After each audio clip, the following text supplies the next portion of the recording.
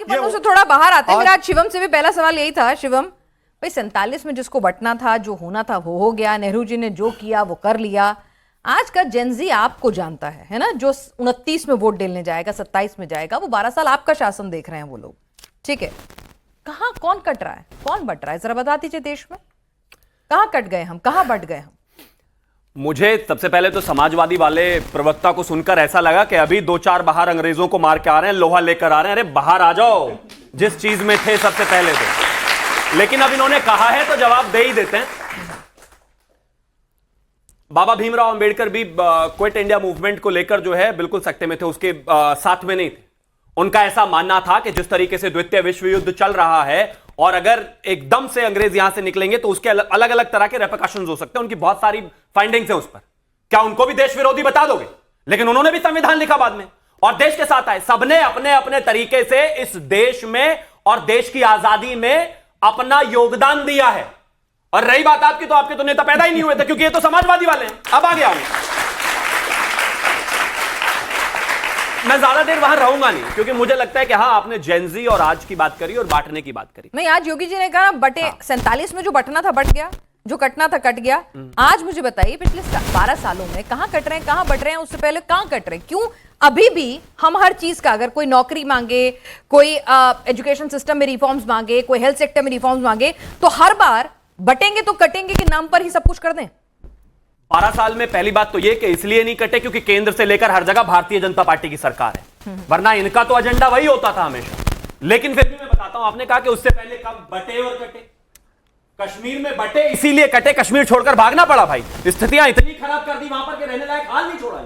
और 47 तो इस देश ने सबने देखा ही है। और आज की स्थिति भी यह है कि जब सवाल पूछे जाते हैं समाजवादी पार्टी नेताओं से, समाजवादी इसलिए बोल रहा हूं क्योंकि उत्तर प्रदेश के रेफरेंस में आप बात कर रहे हैं, तो कहते हैं हमारे जो शिवपाल यादव हैं, जो अखिलेश यादव जी के चाचा जी हैं, कि अगर हमारी सरकार आएगी तो संभल में जितने भी केसेस हैं वो वापस लिए जाएंगे।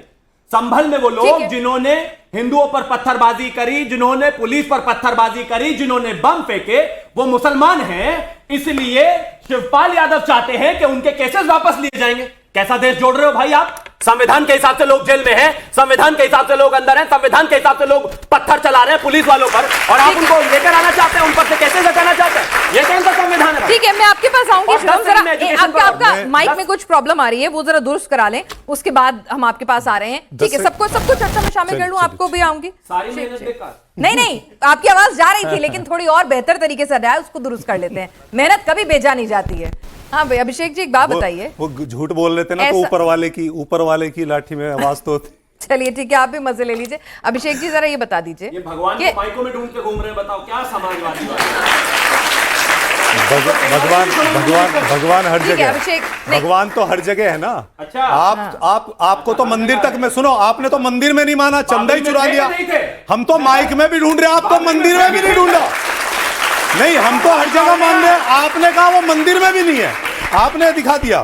ठीक है अभिषेक जी, जरा ये बता दीजिए, राहुल गांधी को सुना आपने, एक मिनट, राहुल गांधी को सुना आपने, राहुल गांधी के अंदाज को सुना, सदन के भीतर जैसा जो नारे लगे थे, जो प्रदर्शन हुआ था, आपको लगता है जेनजी को ये पसंद आएगा, ये तरीका पसंद आएगा, इस तरह का डेमोक्रेटिक सेटअप हम चाहते हैं अपने देश में? कहां तो हम प्रेसिडेंशियल इलेक्शन की डिबेट्स की बात करते हैं, आपको लगता है ये सही किया राहुल जी ने? नहीं, कोई भी भाषा, चाहे वो प्रधानमंत्री जी की भी भाषा हो, जर्सी गाय की बात हो, विधवा की बात हो, 50 करोड़ की गर्लफ्रेंड की बात हो, भाड़े के टट्टू की बात हो, चाहे वो पिता बदलने की बात हो, वो सारे भाषा न्यायपूर्ण नहीं है। मुझे लगता है कोई भी इसका समर्थन नहीं करेगा। मुझे लगता है देश का जेनजी बेवकूफ नहीं है। ये देश का जेनजी अहंकार को भी खत्म करना जानता है और तानाशाही को, तानाफा को झुकाना भी जानता है। आपने धर्मेंद्र प्रधान का इस्तीफा देश के जेनजियों ने लेकर के ये सिद्ध कर दिया और प्रमाणित कर दिया।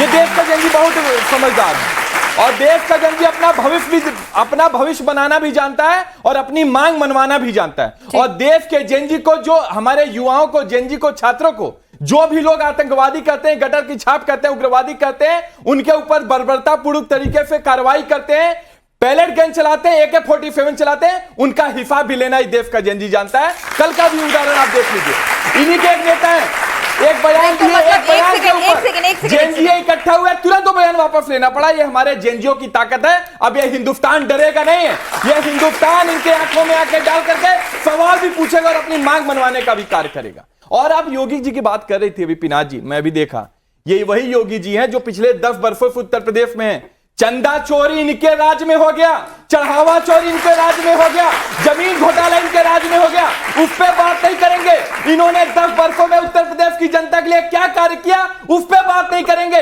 ये इसलिए ये टॉपिक को लेकर के आ रहे हैं क्योंकि इन्होंने 10 वर्षों में कोई कार्य नहीं किया। एक कार्य बता दीजिए जो किया। और 1947 की बात कर रहे हैं, मैं इनको चुनौती देता हूं, एक नेता का नाम बता दे भारतीय जनता पार्टी के जो उस समय में हमारे स्वतंत्रता सेनानियों में ये शामिल हो, एक नेता का नाम बता दीजिए। ठीक है, चलिए। ये नहीं बता पाएंगे। आम आदमी पार्टी के का बता दीजिएगा। तो गुलामी कर रहे थे, आम आदमी पार्टी के का बता दीजिएगा। खैर चलिए छोड़िए, अभी की पार्टी है, that was on a lighter note. Manoj ji, भाई 47 के नाम पर 27 तो नहीं जीत पाएंगे साहब, है ना? 47 में जो हो गया, नेहरू जी ने जो किया, एक बार 2 बार डबल इंजन की सरकार, सब आपके नाम है। हर बार हिंदुत्व का डोज पकड़ा देंगे क्या? तो आप क्या चाहते हैं, ये फूड कॉमेडी से जीतेंगे जो राहुल जी करे, फूड कॉमेडी से जीतना चाहते हैं? अरे कमाल है। अभी तो हिंदुत्व से जीतेंगे आप ये कह रहे हैं? जेनजीओ की बात नहीं, हिंदी ना, अभी होल्ड ऑन, अब होल्ड ऑन ना, जेनजी कहां याद आया? आपने तो क्लियर कट कह दिया, वो फुहड़ भाषा से नहीं जीतेंगे तो और क्या? आपने कहा हिंदुत्व से जीतेंगे क्या? सिर्फ हिंदुत्व ही है मुद्दा? Development, infrastructure, education, health, farming, कुछ नहीं यार, है। एक सेकंड रुक जाओ। हिंदुओं को तो चंपत लगा दी, बताइए। अरे कंबड़ उठावा रिमोट से, भाई अरे छोड़ो यार। एक सेकंड, आपकी बारी में वो नहीं बोले तो आप थोड़े से मैं तो तहजीब रख हिंदुओं लीजिए। की जेनजी में है हिंदू की बात करूंगा, मैं हिंदू की बात कर रहा हूं। हाँ, अपनी टर्न पे हाँ बोलिए, आप बताइए।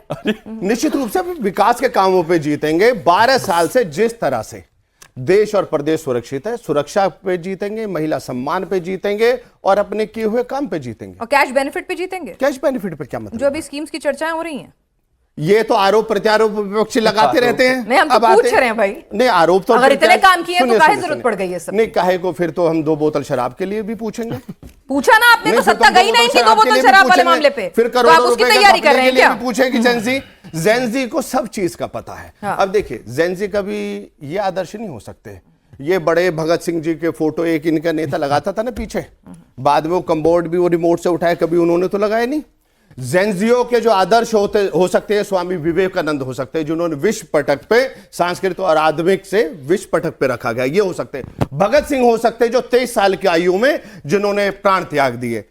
आदि शंकराचार्य हो सकते हैं जिन्होंने चारों दिशाओं में आज से 2600 साल पहले देश को एक सूत्र में बांध के, वो जेनजियो के उदाहरण हो सकते हैं। जेनजियो के उदाहरण वो हो सकते हैं जो देश की सुरक्षा ग्लोबली, साउथ ब्लॉक के ग्लोबली, आज हिंदुस्तान का, अभी राहुल जी बड़े कॉमेडी के साथ में बात कर रहे थे तो आपने शुरू में चलाया तो वो भी बता दूं, गले लग लग के एक ही होता पर्सनल टच।